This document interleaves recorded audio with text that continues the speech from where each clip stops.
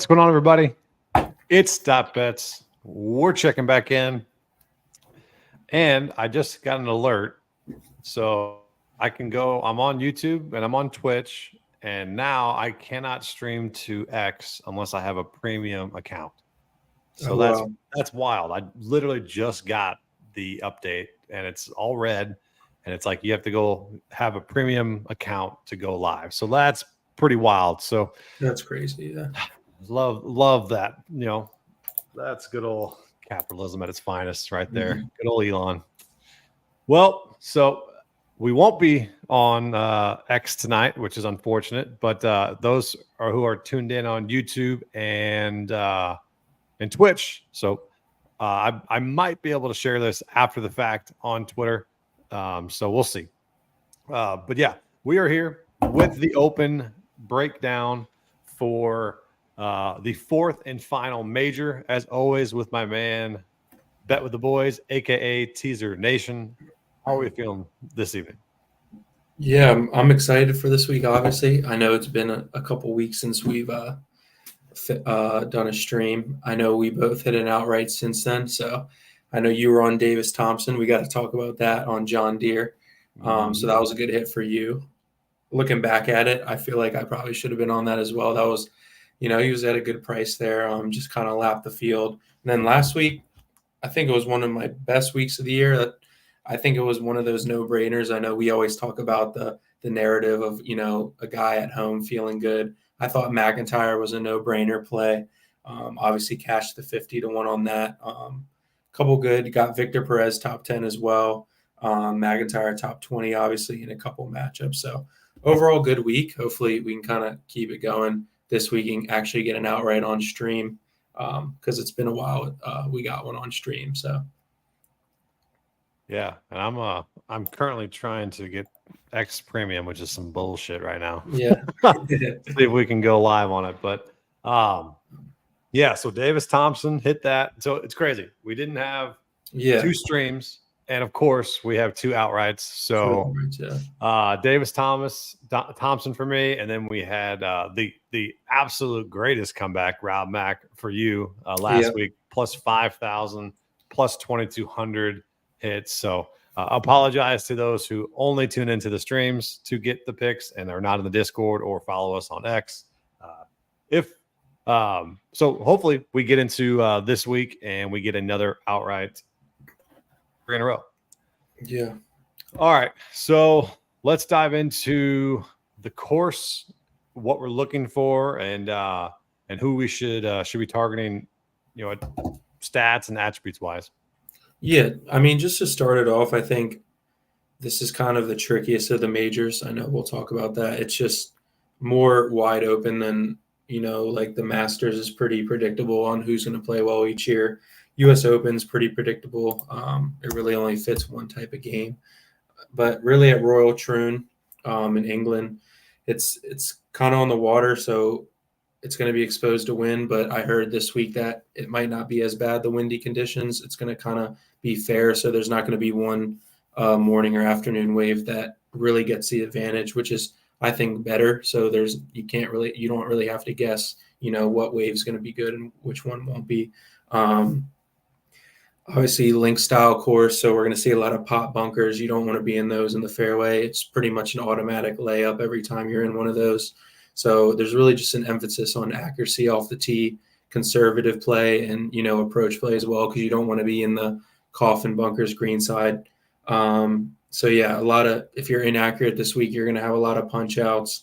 The really small greens, so it kind of plays like Pebble Beach greens. They're like the size of pennies, a lot of them. So you're going to have to be pretty accurate on approach. They also have the one famous hole called the postage stamp. It's like 110-yard, elevated par 3. So that'll be fun to watch. Just, the greens as small as can be with bunkers on each side. So that'll be a fun hole to watch. And then really kind of talked about it. I just want to target top mid-iron players with control with the driver. And then if it's windy, kind of take guys who are good in the wind as well. This is one course where you kind of want to keep the ball down and kind of play on the ground. A lot of, higher ball flight guys may struggle, although like Rory and them, they're still elite, so they probably won't struggle, but it'll be tougher to, get distances and yardages correct. So I think the last time they played here was 2016. Henrik Stenson won. I think it was him versus Mickelson. Really, they blew out the whole field. It was like 20 under, and then the rest of the field was like 9 under. So I think this week we could see 15 to 20 winner again. It won't be as hard with the wind kind of calming down, or what they say it should be. So we'll see how it plays, but I think we'll see some low scores this week. Man, sorry. I've been tweeting, telling the world to get the hell on YouTube to watch this. Man, that just frustrated the piss out of me. That was crazy. But no, I heard that the greens are very, very super small. Yeah. Super small, but they are flat. So I think someone who I think is the lock of the week for me, who I was on last week that burned me, my boy Tommy Fleetwood. I think I'm going right back to the well there. And I'm going to go right back to a top 20 play for him. He's plus 100. He was plus 105 last week.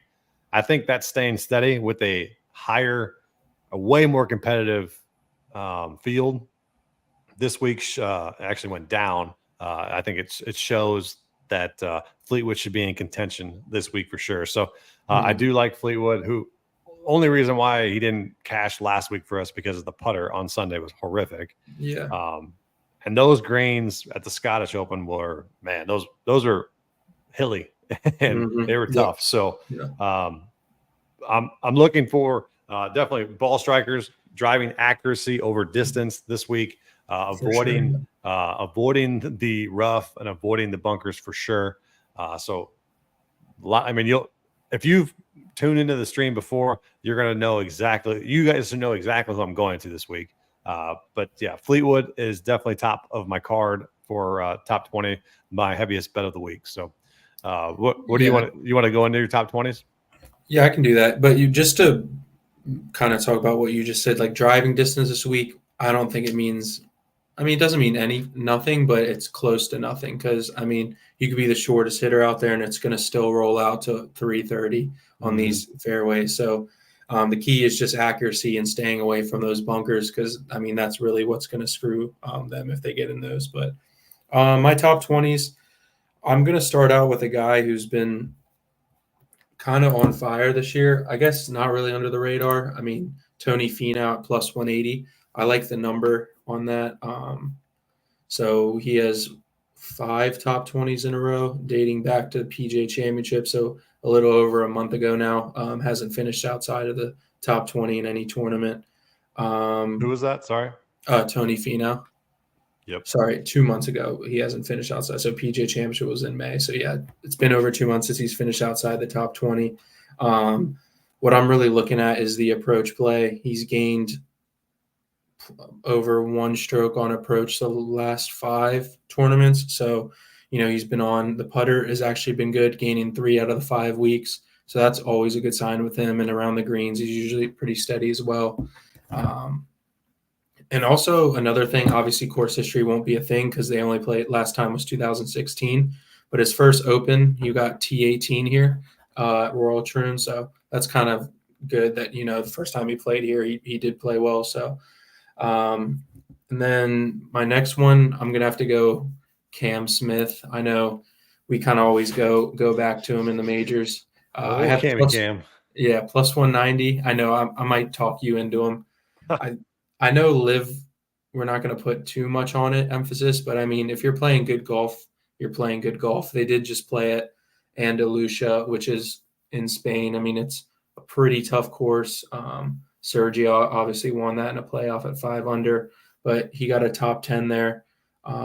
So, he's trending 2 top 10s his last 2, a top 10 at the Masters this year. So he's always a guy. Remember, he won at St. Andrews 2 years ago. So he likes link styles. If the putter, gets hot, it gets hot. So that's another one at plus 190. I really like the value.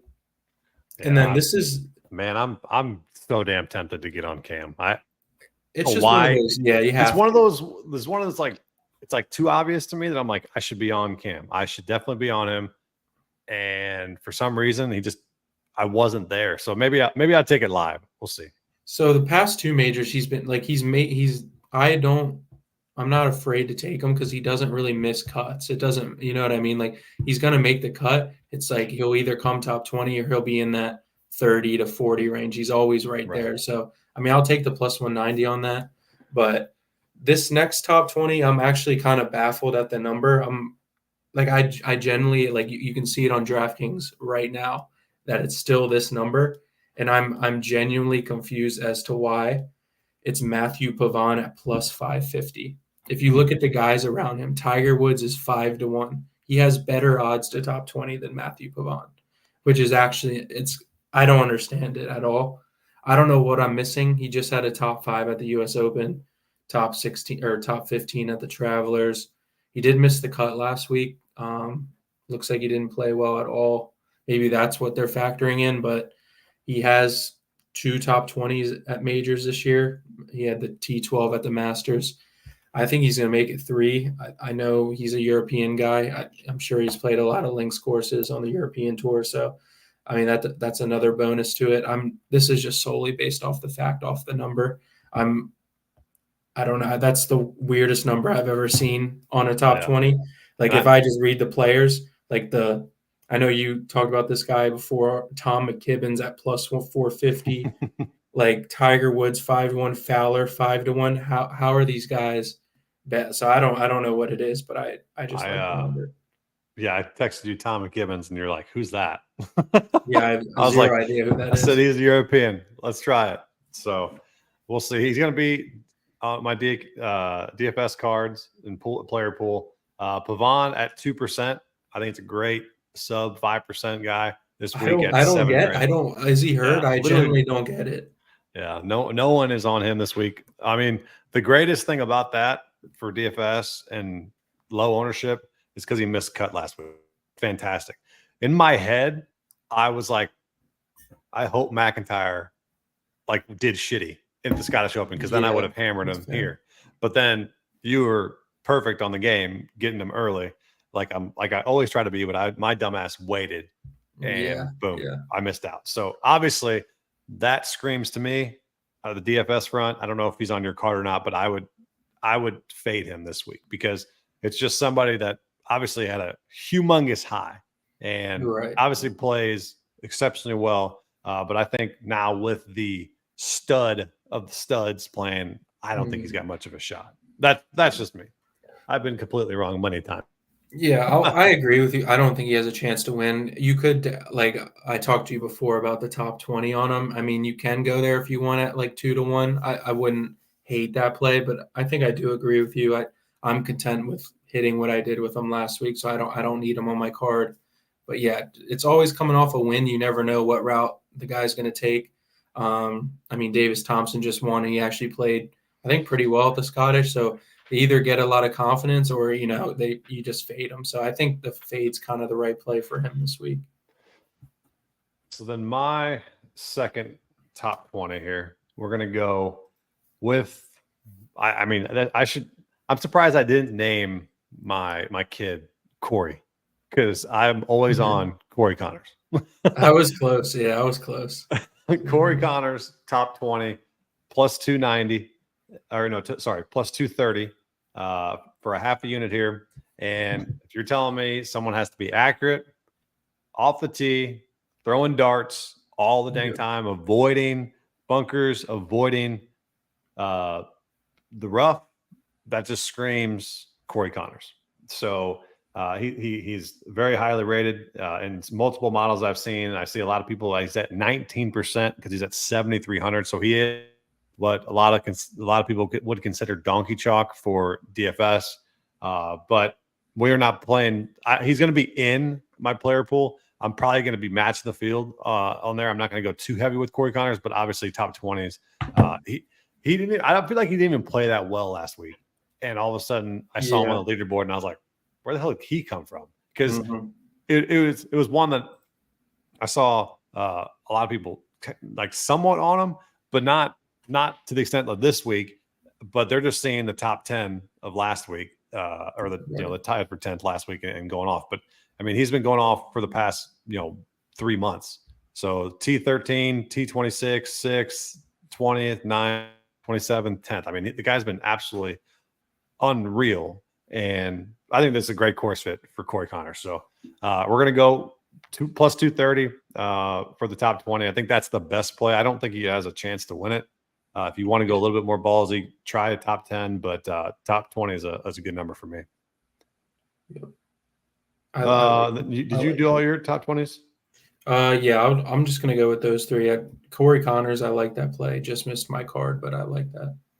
Yeah, and then I'm going to go with another, I would say, a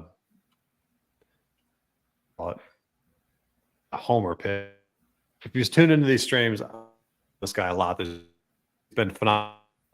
Besides missing the cut 3 of the last 5, in the top 22, and then the top 10 last week, and that would be Alex Noren. So going back to the Noren at plus 290, I believe. Plus 280 for a half unit I got for top 20.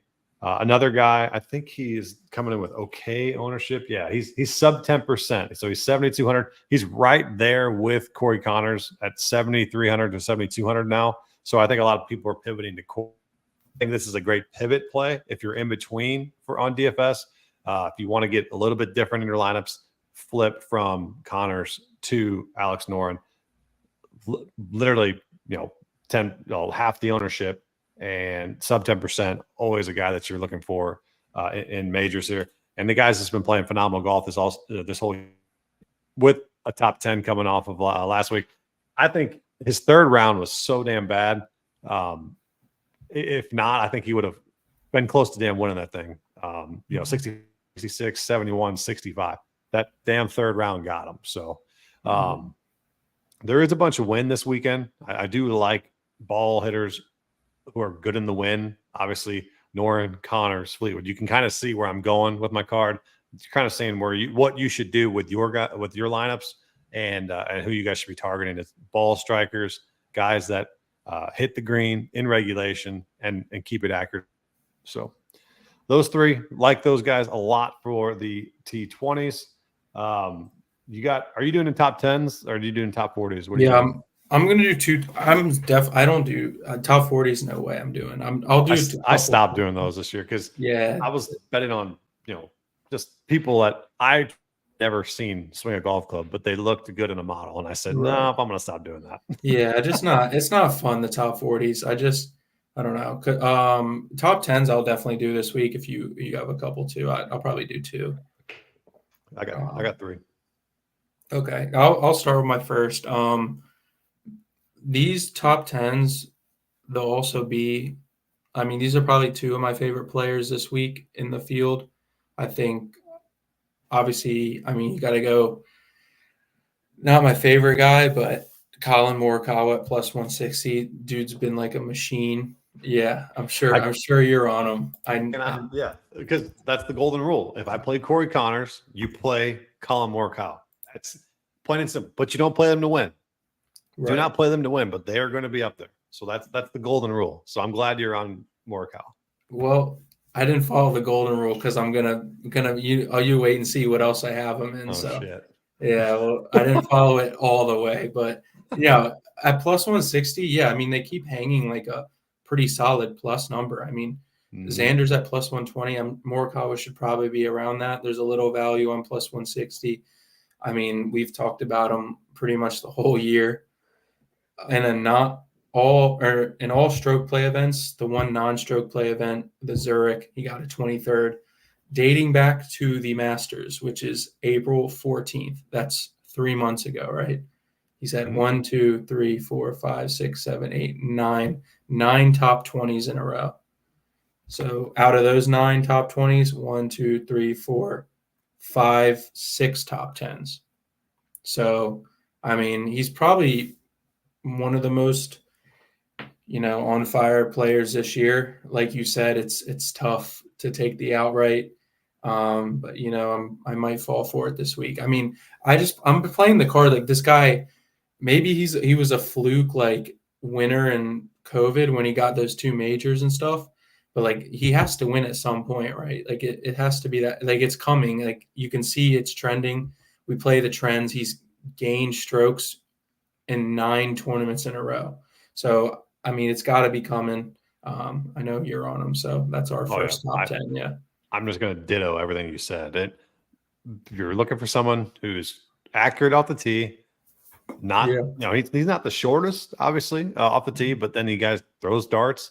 And the main thing with him is you don't have to really worry about putting this week because the greens are so flat. I'm going off of somebody that can get it damn near close, and then scramble as well. So Morikawa absolutely will dominate this week, I think, and it should go well. My other golden rule: if you have Xander plus money, you take him top 10 every single time. I mean, I feel like this is kind of boring if you've been tuning in all season because it's like I'm taking the same stuff, but it's profitable. So just continue. Xander's got 7 top 10s in his last tournaments. So I mean, they keep hanging this plus. I mean, this is plus 120. Usually it's like plus 100, plus 105, something along those lines. Last week he was plus 110. And I swear after that surge to make the cut on the second round, I thought he was going to go off. And then, because he went 65, and I was like, okay, he's going. And then, boom, 67. I was like, shit. He just missed it. He was 15th. So like he didn't even play that well. Didn't even play. Yeah, I agree. Yeah. So he's just that elite at golf. Yeah. And I'm all for Xander. I'm all for Morikawa. My third one that I'll have is another ball striker, another guy that plays very good into the wind and overseas, Tyrell Hatton. Oh, look at us. Look at us. Do you have that? I do. Oh, shit. There you go. We promise we did not discuss our cards at all. So, yeah, plus 260. Is that what you got? Yeah, I have plus 260. Yep. Yeah, plus 260, half unit. I mean, he's been playing very, very well over at in Live. If you guys have been watching, 4 of his last 5, he's been top 5 with 1 win. And he plays he didn't play very well at the PGA Championship, but he was a 9th and then a 26th at the US Open and Masters. Guy, I just another one I'm targeting. So it's very, very easy. If you study what you got to study on what attributes to go to, what you need to target. These guys are very, very high in those categories. So definitely go Xander, Morikawa, and Hatton. You got anything to add to Hatton? Yeah, I mean, you just talked about it. He has a win at Nashville, Live Nashville, swept, just lapped the field there. Last week at Andalusia, 1 stroke back of the win. Yeah, I mean, this is probably I'll say the riskiest play because you never know with him. It's just his head that really gets in the way. But it's you got to take him like he is. He's a links guy, plays well in the wind. He is trending. I think he's going to be my one and done play as well. So I'm kind of all in on Hatton this week. I could see him maybe grabbing a major. It's a little bold, but I could see him, obviously I love the top 10. So I'm just looking for guys who are trending, kind of fit the mold of what we need at this course. So, he does that. So we'll kind of see.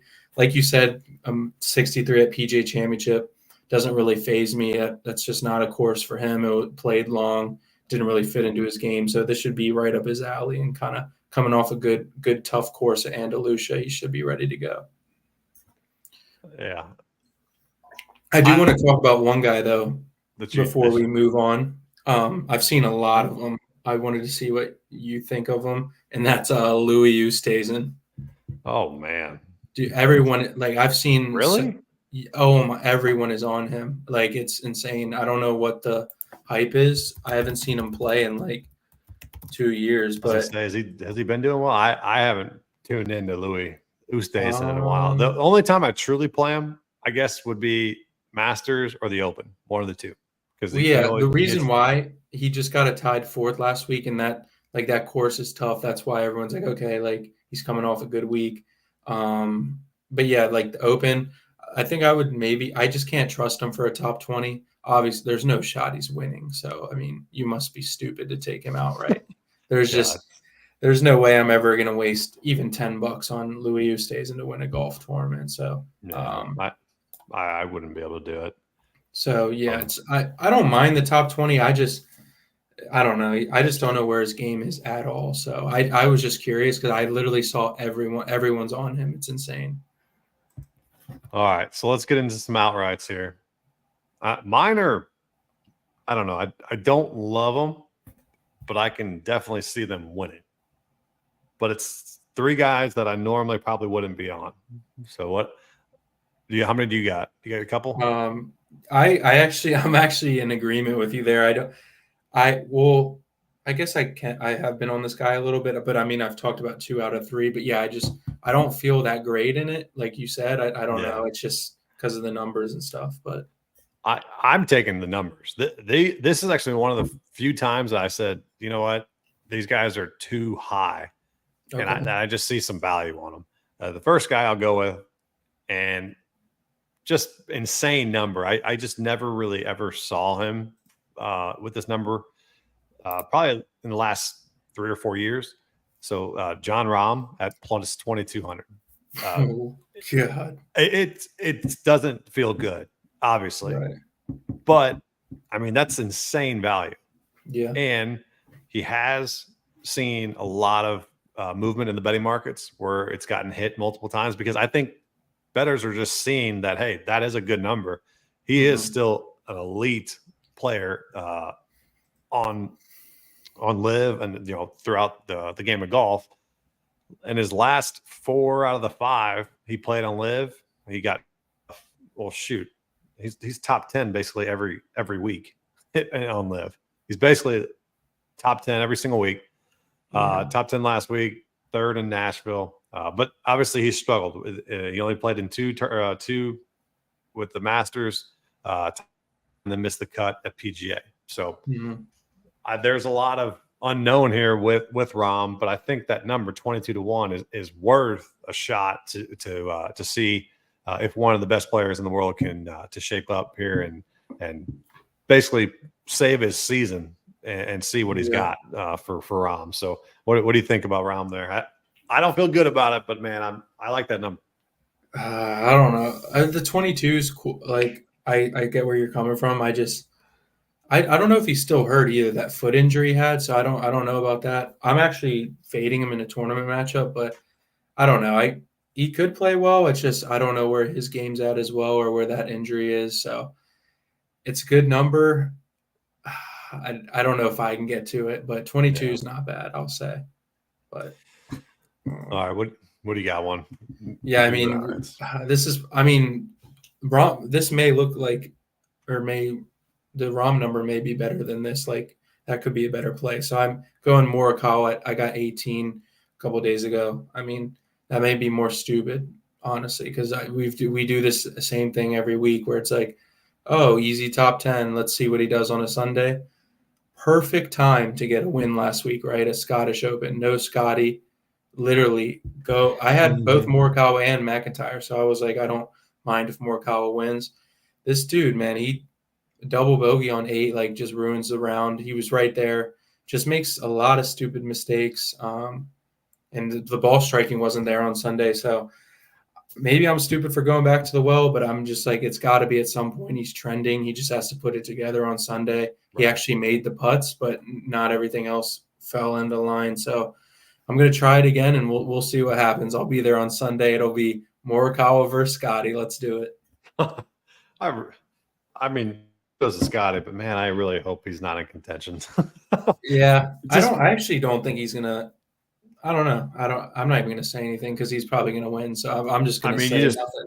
Right. That's just like, do you dream of a guy that's gonna hit every fairway, hit every green, and probably sink every putt, and that's Scotty Scheffler. So we try to not say the obvious on these shows. It's like, I can just tell you to go bet Scotty Scheffler. It's pretty freaking easy to do. So what I've always done is always bet him live if you can get a better number than pre-tournament. There's no value on it, to be honest with you. All right, my second one here, which teaser already discussed. I think he was on your top 20 card, if I correct me if I'm wrong, but Tony Finau, I'm gonna go him outright, 45-1, and not someone that I actually thought I was going to take in the Open. I thought I was going to take him earlier on in the season, but he was one of those golf stuff, and I just never got back to him. A third. I mean, I can say rough, but I mean 38, 25th, 6th, 47th, 45th, and then he went to miscut, and then got second, but then went 55th at the Masters. So like he's had a kind of up and down season, but then he's ever since the PGA Championship, he's just taken off. So he's found something, and you got to ride those guys that have mid-season, and that is Tony Finau. So I think his ownership's pretty. I think it's pretty decent. Yeah, 11% at 8,700. So he might be one that I might go double the field DFS wise for Tony Finau, just to be a little bit different, because I think Finau is a little bit. Not a lot of people play him in these, and I think in this setting too. Only thing I'm kind of concerned about is off the tee. That's the one where I'm going to say, okay, he can miss the cut easily if he just absolutely shits the bed off the tee. Yeah, that is true. Yeah. So that's the only thing I'm truly worried about. But if he has found something to swing, which his last 5, he's gotten the 18th, 17th, 8th, 3rd, 5th. So he was 3rd at the U.S. Open. So strong resume there in his last 5. I do like Tony Finau.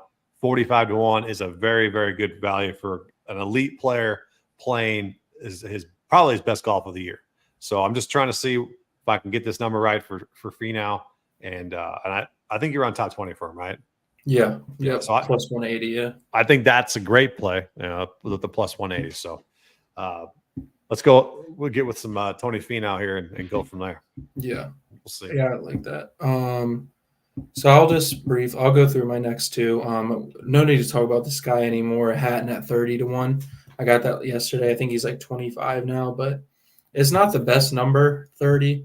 I don't know. I think he's going to be in contention, and he does have an early tee time tomorrow, so hopefully he can kind of, put up a score. That's kind of what I'm hoping.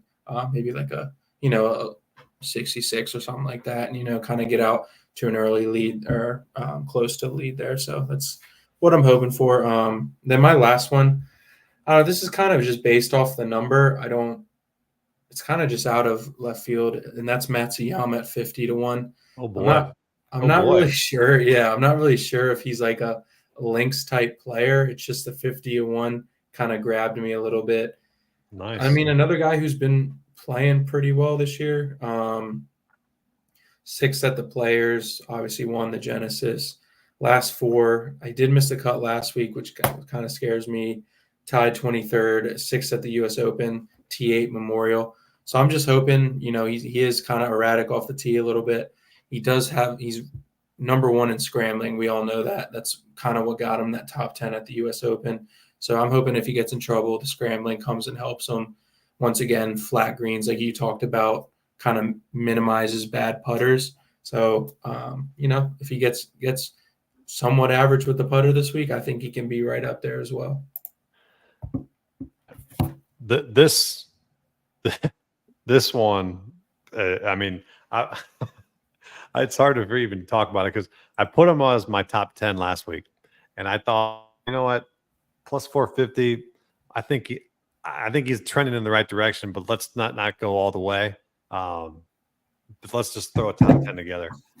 And he had a phenomenal Sunday. And I usually don't like to piggyback on huge Sundays. I know where you're going. Yeah, but I do know. But usually that comes with huge ownership, and everyone flocks to him.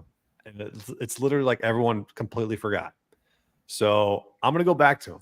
And I know exactly where you're going. He's a major winner before. He's played very, very elite golf last year. He's coming off of 2 top 10 finishes in a row. Not very well in major plays this year. Missed cut at the Masters, missed cut at the PGA Championship, at the U.S. Open.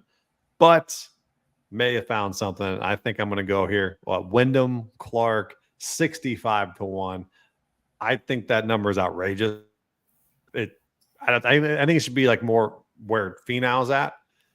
So I think there's some pretty good value here on Wyndham Clark for a guy who I believe has found something in his swing and plays. I think he plays the most off of confidence on the tour. Yeah. If he's rolling, he's rolling. Yeah. And I think he went through a stretch there where he could not. I think the golf gods punished him. Remember didn't he say something about the live guys? Yeah, at the Masters. And then he missed the cut. I think the golf gods just punished him for that. And they were like, okay, here's your powers back, and there you go.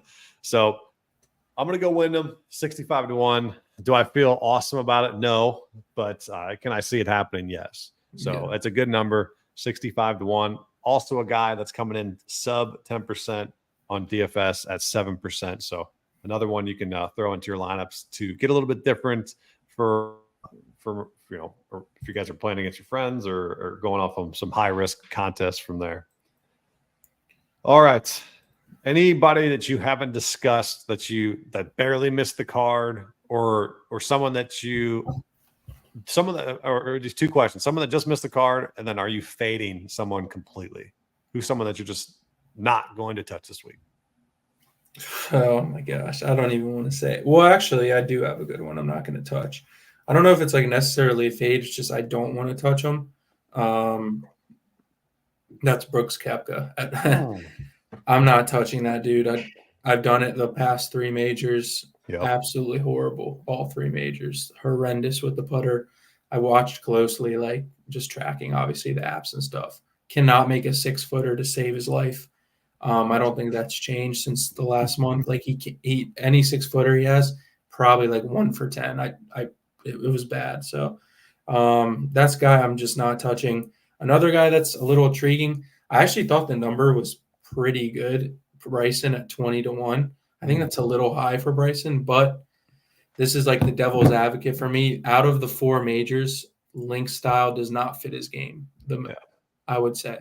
So we always look towards reasons not to put someone on a card. That's my reason. Mm-hmm. Supposedly he's been driving some greens in the practice rounds because there's some drivable greens, but I don't know, man. I think he can get himself in some sticky situations in those bunkers when you just, so that's my 2 guys I'm not going to touch this week, but I think I'm going to fade somebody that I probably wouldn't normally do, but I just think this number right here for Sungjae M coming in at 23% ownership.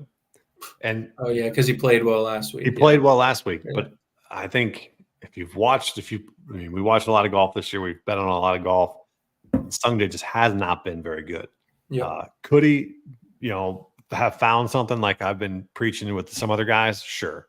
But I think I've learned my lesson with Sungjae that he's very sporadic this year. So he's one that I'm fading.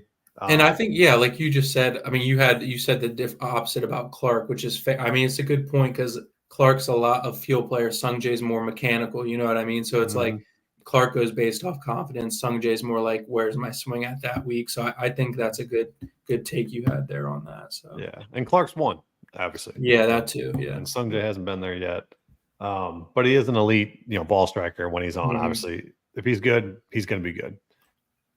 What we got? We got a question here. What's up, Daniel? Appreciate you. Open pool, Batia or Connors, Henley or Burmeister? Wow, that first question is actually, I know who you're going to pick, but that's closer than you think. I generally don't know. That's 50-50 for me. That's first one. I think everybody is on Batia. That's all I've seen. Okay. So then I would go Connors. But let me see what his ownership. Batia is still sub 10%, but I've seen a lot of them on betting cards. So in terms of fading ownership on DFS, I'd probably fade Connors and go Batia. But in this instance for open pool, I'd probably go Connors. And then I like Henley over Burmeister. What do you think there? I do too.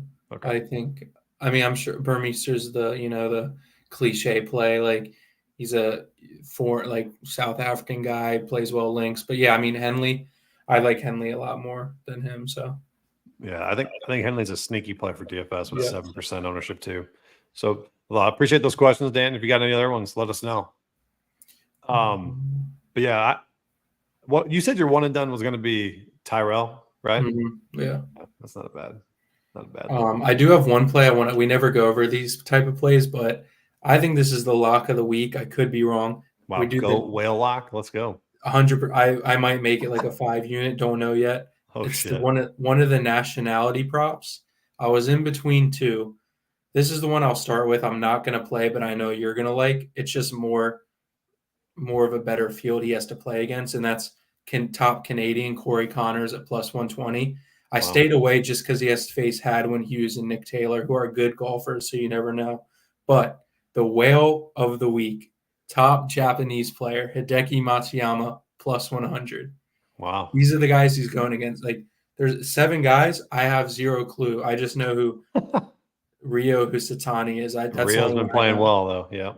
There's 4 guys that are, I think 2 are amateurs and 2 other guys that are just not going to be close. So it's him versus 3 guys, essentially. I'm going to take that any time of the week. So I could probably, I'll dabble with you on that. I'm okay with that.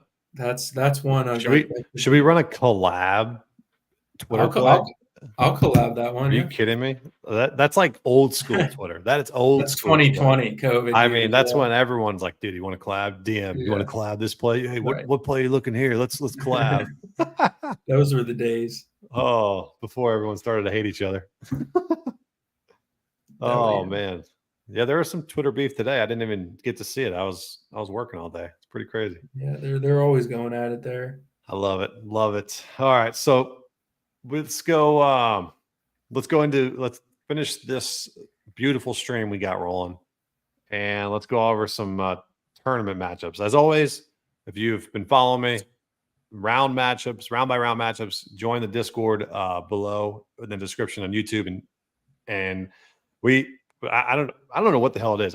This is probably I've been watching Teaser do it, and I got involved with it, kind of tested the waters, and then I was like, screw it, I'm doing it this year. And it's been fun. It's great. And it's great. A lot of success, and it keeps you in each and every round, which I like. And then you can see, because you bet pre-tournament and you're just like, okay, whatever.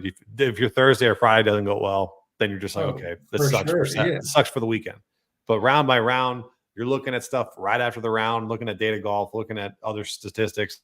You can definitely find some edges. So definitely join the Discord if you want those round by round matchups. And then join Bet with the Boys Discord as well for all of Teaser's plays as well. So let's get into, to wrap up the stream, tournament matchups. We got any that pop right off. You cut out. What'd you say? Sorry. Oh, do you got any that pop up to you? Yeah. Right off the bat? So I as of right now, I have 3. I don't know. This first one I loved at first sight. It's like, it's tricky because this guy's been playing horrible that I'm fading. It's just like he does play well in open, so that's what scares me. I'm going Wyndham Clark over Jordan Spieth minus 115. I had the same thought about Clark. I'm not playing him any more than that, but from what you kind of talked about with the outright with him, I definitely had the same thought coming off of 63. He's kind of getting a little bit of rhythm. So, I mean, Spieth has been horrendous. This is the one course where he could potentially play well, but I'm still, passing on that. Next one, you probably won't like this one, although you're on both guys. I love Fleetwood minus 115 over Rahm. Wow. I thought I would never see Fleetwood ever minus against Rahm, but I have to play that. I think Fleetwood's the better play this week. And then my last one I liked, never on this guy, so I like it. Minwoo Lee over JT. JT screwed my first round leader. I was pissed last week. He goes 8 under. The rest of the week he goes 5 over. Yeah, he is horrible right now. Talk about me off. No one was on Minwoo Lee last week, and I was like, he had a hell of a first round, or not a hell of a first round, but okay, he was around, and I was like, oh, still like him, but then on JT, and I stayed away because it's JT, and then I was pissed that JT was up there and Minwoo was right there, and then Minwoo got up there and then went and shit the bed. But then I was like, God bless. So I was wrong on both of those guys. Yeah, he's just horrible right now. But You gotta. I do like Minwoo again this week. He's just going to be a DFS play. I'm not going to put him on my card, but I don't mind that at all. It's just Minwoo's so I don't know, man. He pisses me off. It's like everyone's so because he's on social media. Everyone loves him. I think he's overrated, but like at this course, I think he should be okay. Like, all right. Before I give one of my favorite matchups, and I'm shook right now actually looking at it. We have another question from Dan. Appreciate it. Tier 6 is a shot in the dark, but what do you boys think about Perez, Montecero, or Soderberg? I guess we have to pick one of these out of those three. Yeah, I mean, the obvious for me is Perez. I think Perez is definitely the play there.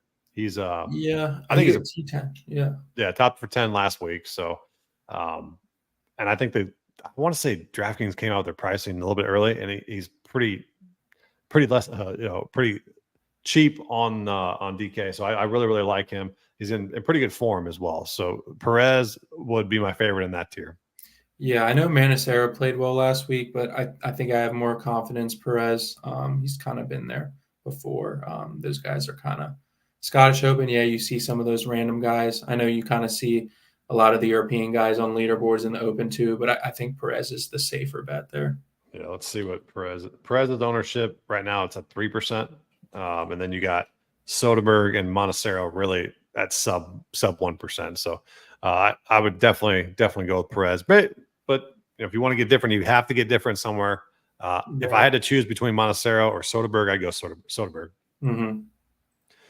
All right, and this matchup just blows my mind. So this is like going back to your Louis Oosthuizen take. Why is he so popular this week? And why is he favored in a tournament matchup over Corey Connors? Who's that? Plus 100, I'm hammering. Plus 100 Corey Connors over Louis Oosthuizen. Oh, yeah. It makes no sense. What the hell is that about? I mean, I was looking at that one. What am I missing here? That is no brainer in my eyes. No brainer. Oh, I don't know. Are you gonna get me on that one? Fuck. Yeah, then he'll miss the cut and we'll lose money. It'd be fun. Right. No, honestly, I don't understand how Connors doesn't beat him this week. No, I think this course was basically made for Corey Connors. Yeah. Oh, here's one guy we have not talked about yet. And you were Hovland. What are you doing with him this week? That's another I'm not touching. Yeah, dude, just waiting for you to just get so pissed. That dude pisses me off. I take him outright last week. He doesn't do anything. Like I don't know what he does anymore. I don't know. He's just a head case. That's what he is. Yeah, he's tough to bet on. But God forbid he's going to be up there this week. I know he is. He just he's like, I think it's one of those guys we talked about where it's like, you have to plan. I don't think this is the course to plan. Like you need to be strategic around here, right? Like you can't be aggressive. So according to that, Hovland's out, right? Because he's just plays like an idiot. So I don't know. I agree. It's tough to trust Hovland this week. So with that logic, he's going to be round one leader. Basically. So everyone hammer that, with all your money. And then one other one I'm looking at I like a lot is Cam Smith plus 100 over Patrick Cantlay. And I do too. Yeah. Plus 100 Cantlay. I mean, he obviously plays significantly. He's pretty damn good at golf, but I think Cam Smith's more designed for this golf course, especially if he not even gets the putter rolling. I think if he just gets his approach shots, and what Cam Smith usually does is if he's going to be very, very good this entire tournament. So Cantlay's definitely the more solid choice overall, but I like Cam Smith plus 100 there. The tidbit on that one is he pulled out of the John Deere Cantlay with a back injury, so that's another lean. So if that's a real thing, I don't know how he's going to be feeling. So Tom Kim, he disappointed me last week. I've seen a lot of people go back to him this week. I normally would, but he just didn't do enough for me to get back back on there. I kind of like Tony Finau plus 100 over Tom Kim too. So that's another one. Man, there's a lot. Yeah, you're ringing these off. I didn't even look at those because I didn't want to get over like 3, but man, that's a good one too. I mean, maybe I'm just reading this entire tournament completely wrong, and now my guys are plus money or underdogs on tournament matchups, and then I just have everyone miss the cut. Maybe that's the case, but Yeah. I just don't understand it. That makes more sense to me. I think Finau, Tom Kim, that's tough. I don't know. What did Tom Kim do last week? He was like, what, 30th, or did he? I know he I made the think he cut, was. right? I think I took his top 20 and he just missed it. Okay. Let's see. So he's been playing decent. Me personally, I think I like the Finau top 20 better. I don't like playing both matchup and top No, 20. I took, and then uh, he got tied for 15, but it was Sunday. I was just like, let's go, Tom. Let's go, Tom. Come on, bud. He's 69, Right. 66, and then 69. When he had that 66, like, okay, I could definitely see it happening. And then Right. boom, it was one of those, ones where just didn't come to play on Thursday or on Yeah. Saturday. Okay. And Gotcha. but I had a good Sunday, so I could see where people are going back to him. Okay. Yeah. I mean, I don't know. I just like these matchups a lot. So it's gonna be tough to kind of narrow the card down, but it's Yeah. gonna end up being a tricky week. So I don't know Oh if I yeah, want to it's go going to be a too hard. lot. Yeah. The other one that I'm not very confident in. I don't like betting any of these guys, but in this scenario with someone who's incredibly erratic, I think Fitzpatrick minus 130 over Cam Young is not a bad look. I think Oh yeah. I think So, Fitzpatrick. Jesus, I don't They're know. both, That one's tough. but they're both. I don't know. I think Fitzpatrick still should be a favorite in that matchup, but Cam Young is a head case, and I just not a fan of him this week. So we're not going to go that route. So all right, we've had our top 20s, top 10s. We had outrights, we had tournament matchups, and we actually had a collab play on this. So which we'll tweet out later tonight. And don't forget, if you guys are making DFS lineups, they do lock probably before you go to sleep or while you're sleeping. So make sure you put them in before you go to sleep. I think it's at 12:30. I think it's 12:30 tonight at Central Time as well. So we appreciate you guys tuning in. We'll get up on out of here. When it would be our next stream would be? Is it next? We're gonna do next week. Yeah, 3M opens up. I mean, it's not 3M? the best field, but then we got 3M open, which I like the course, so we can do that. And then after that's the what's it called, the Olympics. So that'll be a good one to Oh catch. yeah, we got the Yeah. Olympics too. So Yeah. Little tidbit at the end for everybody who's viewing in. I will be having the NFL streams each and every Sunday again with Occupy Fantasy. So we are on for each and every Sunday at 9 a.m. starting for week 1. We're obviously everywhere for the NFL, and as July rolls into August, the excitement just continues to build. The whole entire August is just anticipation, excitement, and adrenaline. So we are rolling. We're ready to get after it this season for NFL. But before that, let's get an outright winner here for the Open. So we appreciate you guys tuning in. A little bit longer stream today, but it is the last damn major of the year, so we had to go out with a bang. We appreciate you guys, and we'll see you guys next week. Let's cash some tickets.